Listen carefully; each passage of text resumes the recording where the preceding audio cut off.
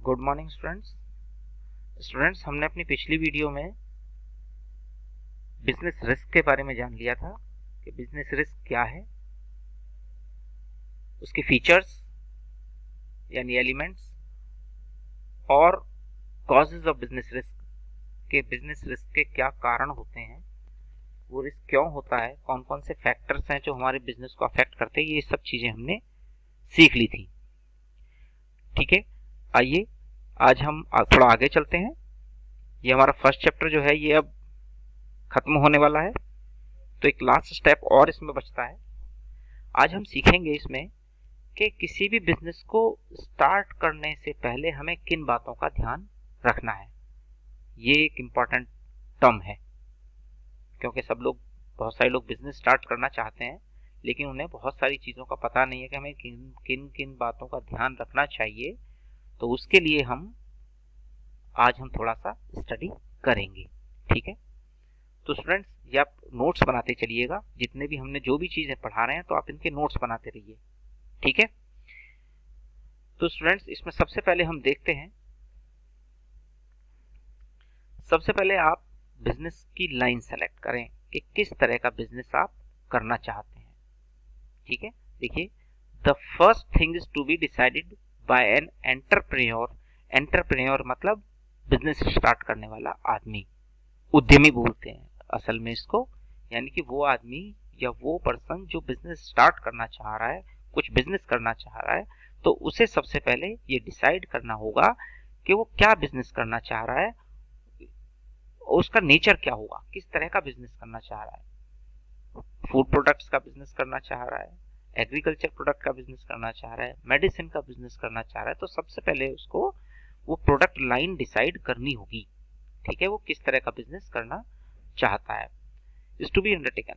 He or she will obviously like to enter that branch of the industry and commerce which has the possibility of greater amount of profit. क्योंकि जब भी कोई आदमी business करना चाहता है तो उसका टारगेट क्या होता है कि उस बिजनेस से उसे ज्यादा पैसे मिलेंगे, ज्यादा प्रॉफिट मिलेगा। The decision will be influenced by the customers requirement in the market. उसका जो डिसीजन होगा वो किस बेस पर होगा कि उस प्रोडक्ट के या वो उस बिजनेस के कितने कस्टमर मार्केट में है। तो वो ये बिजनेस की लाइन डिसाइड करने से पहले उसे सोचना होगा कि उसके कितने कस्टमर मार्केट में है। अगर कस्टमर कम होंगे तो सेल भी कम होगी, सेल कम होगी तो प्रॉफिट भी कम होगा। ठीक है, और अगर बिजनेस में कस्टमर ज्यादा है तो सेल ज्यादा होगी, प्रॉफिट भी ज्यादा होगा। And also kind of technical knowledge, और उसे उसकी टेक्निकल नॉलेज की भी जानकारी लेनी होगी। बिजनेस स्टार्ट करने से पहले उसको जानकारी लेनी होगी कि बिजनेस वास्तव में चलेगा कि नहीं चलेगा, इस पर अर्निंग रेट क्या है, दूसरे लोग कितना कमा रहे हैं इस पर। तो ये सब चीजों की जानकारी उसे होनी चाहिए। ठीक है, दूसरा पॉइंट है साइज ऑफ द फर्म। जो भी बिजनेस स्टार्ट करना चाह रहा है उसका साइज क्या होगा, बड़ा साइज या छोटा साइज, क्योंकि बहुत सारी चीजें साइज पर डिपेंड करती हैं। साइज के हिसाब से बिजनेस के लिए रिक्वायरमेंट्स होंगी। ज्यादा बड़ा साइज का बिजनेस आप करना चाहेंगे तो आपको मशीनरी ज्यादा चाहिए, लैंड एंड बिल्डिंग ज्यादा चाहिए, फाइनेंस ज्यादा चाहिए, बहुत सारी चीजों की जरूरत पड़ेगी। अगर आप छोटा बिजनेस करना चाहते हैं तो कम चीजों की जरूरत पड़ेगी, सीधी सी बात है। तो इसलिए साइज भी आप लोगों को एक बिजनेसमैन को डिसाइड करना पड़ेगा कि वो किस साइज का बिजनेस करना चाहता है। ठीक है, नेक्स्ट है choice of the form of ownership. वो किस तरह की ओनरशिप चाहता है। स्टूडेंट्स, ओनरशिप जो है वो कई तरीके की होती है। हम बात करें, इससे एक नेक्स्ट चैप्टर आएगा उसमें भी ये सब चीजें हैं, तो मैं भी बता देता हूँ। ओनरशिप में वो सिंगल ओनरशिप चाहता है, जिसको हम सोल प्रोप्राइटरशिप कहते हैं। उसका मतलब होता है अकेला बिजनेस का मालिक, अकेला व्यापार। आपने देखा होगा छोटा छोटा, लेकिन ये बिजनेस का जो साइज है वो छोटा ही होता है। अगर सिंगल ओनरशिप चाहते हैं, आपने देखा होगा कि आपके अड़ोस पड़ोस में जो दुकानें हैं, ग्रोसरी शॉप्स हैं, हाँ, तो ये जो ग्रोसरी शॉप्स हैं ये सिंगल ओनरशिप है। ठीक है, एक आदमी उसका मालिक है, उसी को चला रहा है, वही रन कर रहा है और कोई रन उसको नहीं कर रहा। अगर आप चाहते हैं कि बिजनेस थोड़ा और बड़ा हो तो फिर आपको दूसरी ओनरशिप लेनी होगी, यानी आपको पार्टनरशिप में काम करना होगा, जिसमें दो या दो से ज्यादा लोग होंगे, मिलकर के काम करेंगे, मिलके पैसे लगाएंगे, मिलके उसका एडमिनिस्ट्रेशन देखेंगे, डिसीजंस लेंगे, यानी सब काम मिलके करेंगे। और अगर और बड़ा बिजनेस करना चाहते हैं तो आपको कंपनी खोलनी होगी, जॉइंट स्टॉक कंपनी, जिसमें आप शेयर्स इश्यू करेंगे, बहुत सारे पैसे आएंगे, बहुत सारे लोग उसके मेंबर होंगे। तो ये डिपेंड करता है कि आपका बिजनेस कितना बड़ा है, तो उसी के बेस पर आप उसकी ओनरशिप डिसाइड कर पाएंगे। ओनरशिप आप ओनरशिप की तो बहुत सारे, अगर हम ओनरशिप पर टर्म पर बात करें तो ओनरशिप के तो बहुत सारे कुछ बेनिफिट्स भी हैं, कुछ लॉस भी हैं। ठीक है, ये हमारा नेक्स्ट चैप्टर है, हम उसमें बात करेंगे इसके बारे में। इसके बाद हम आते हैं थर्ड के बाद फोर्थ है location of the business enterprise. आप जो भी बिजनेस स्टार्ट कर रहे हैं उसकी लोकेशन क्या है।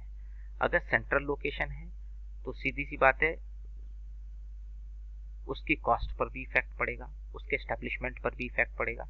आपको बिजनेस में ज़्यादा पैसों की ज़रूरत होगी, रिक्वायरमेंट ज़्यादा होगी, क्योंकि मार्केट में आप रहेंगे।